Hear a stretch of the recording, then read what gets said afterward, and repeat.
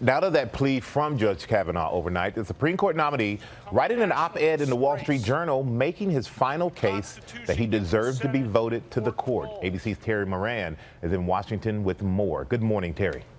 Good morning, Michael. You know, it's almost unheard of. I can't remember anything like it for a Supreme Court nominee on the eve of a Senate vote to publicly campaign for confirmation.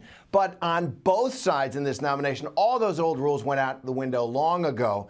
And so this morning, Judge Kavanaugh himself comes out swinging.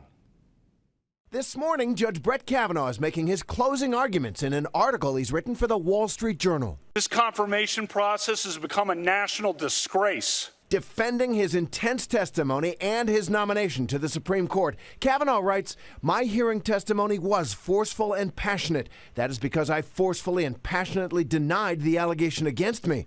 He also admits, "I might have been too emotional at times. I know that my tone was sharp and I said a few things I should not have said." Kavanaugh did not elaborate on what those few things might be. His confrontational exchanges with senators during the testimony sparked questions about his temperament. You're asking about, blackout. I don't know. Have you?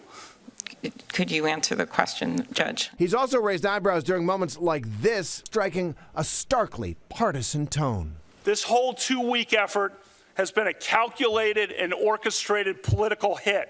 Revenge on behalf of the Clintons, and millions of dollars in money from outside left-wing opposition groups. This morning, Kavanaugh writes, the Supreme Court must never be viewed as a partisan institution. The justices do not sit on opposite sides of the aisle. As President Trump continues to back his Supreme Court pick, Democrats have been trying to destroy Judge Brett Kavanaugh since the very first second he was announced. Judge Kavanaugh continues to face sharp criticism, including these tough words from former Supreme Court Justice John Paul Stevens, who now says Kavanaugh should not sit on the Supreme Court bench. He's a fine federal judge, and he should have been confirmed when he was nominated.